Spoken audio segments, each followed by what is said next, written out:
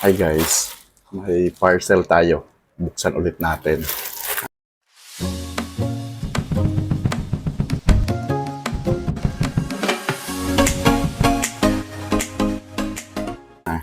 Ano lang naman to?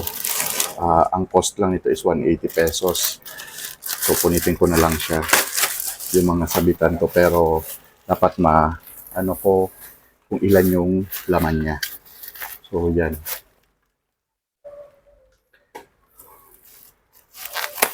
Kasi pag minsan hindi nasusunod kung ilan yung laman talaga, 'di ba? So yan. Doble-doble ang balot niya, 'di ba? So ito, buksan na natin. Yan. Tadang! Okay, bibilangin ko lang. Isa, dalawa, tatlo, apat, lima, anim. Oy, pabingi. Pito, walo, siyam, sampu, 12, 13, 14, 15. Alam niyo ba bakit 15? Ito kasing si Lazada, naisahan ako. Ang i-click ko dapat is isa lang. Kaso nanghihinayang ako nung delivery charge, ginawa ko siyang dalawa. Tapos, sabi ko parang kulang, parang mas malaki pa rin. Trinay kong tatlo. Bigla kong napindot yung proceed or yung go to order. Yung parang basta, nagdiretso na sa order. Hanggang, na-charge na siya sa Gcash ko. So, ang dami talaga niya. But anyway, I think magagamit naman to soon. Ano po to siya, to guys? Yung sa cabinet, murahin lang naman siya. Ang limang ganito is 30 pesos. Yung sa ano, doon sa may pinto, pwede mo siyang isabit, tapos sabitan ng pantalon. In fairness, maano siya, matibay siya. So, yan yung ano niya, magiging purpose niya. So, mamaya pakita ko sa inyo kung para saan, saan ko siya gagamitin. So, mag-open ako ng apat. Ay, apat na tong sabit eh. Or tatlo lang siguro. Diba? Kaya dami-dami kong binili. So, itong tatlo. So, let's see, doon sa paglalagyan ko, pantay ba siya? Parang, parang hindi mga pantay. Diba? Although, mumurahin. So, anong ina-expect natin? Diba? So, yan guys yung parcel natin ngayon. Ano lang to eh? Actually, 120 plus lang siya. Plus delivery charge. Kaya parang 170. 70. O, ano yung ko to ngayon? Dami-dami, di ba? So, tanggalin ko lahat sa plastic para, yun ang pangit. Sorry sa sa delivery, no? Lalagyan kita ng, pipicturean ko to mamaya. Ilalagay ko to doon sa, review. Kasi, pangit. Yung isa, super, i-review ko rin yun ng ganda. Oh, mga tabi-tabingi, oh. Di pantay-pantay, oh. Oh, ay, okay. Sige. Kakaroon tayo ng, tingnan nyo guys. Hindi na siya pantay. Ito pa. Oh, di ba? Oh, yan. Actually, pwede itong ibalik. Oh, mga tabingi.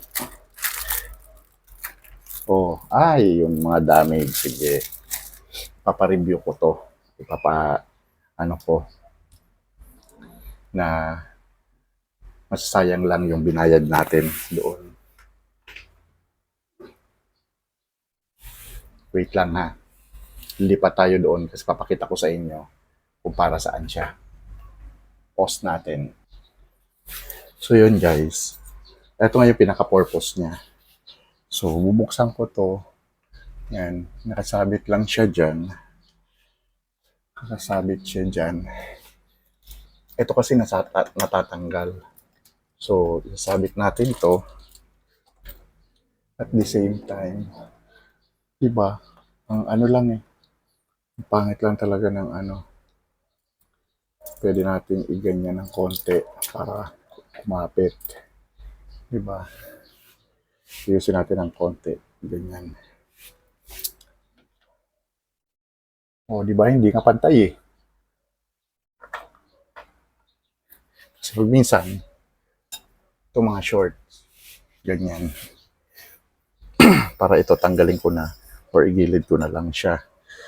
Dito kasi pag minsan damit. So yan, on purpose niya. Kuha pa ako ng isa.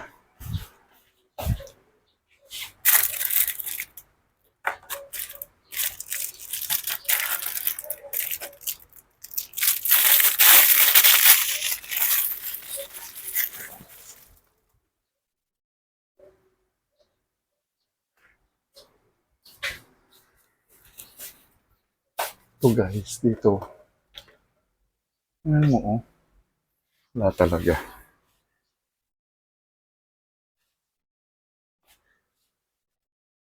Yan, okay na. At least pasok siya kapag isinara natin. So, magagamit siya. Yan na, lapit ko. So, yan siya.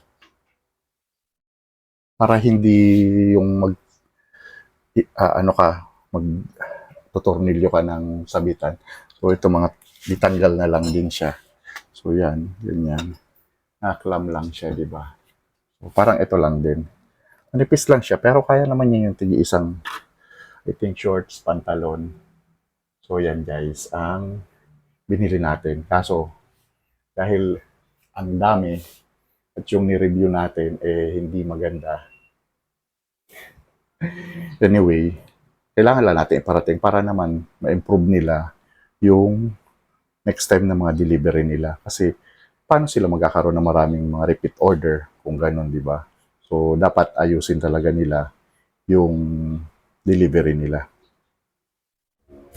Oh, tingnan mo guys, oh, kung gaano siya katabingi, di ba? Oh, kung gaano siya kasira. Ano lang, yung mga ganun na mga tabingi. Kasi yung packing nila naka-plastic, dapat to kahit pa paano naka-box para mas maganda yung kalalabasan ng delivery.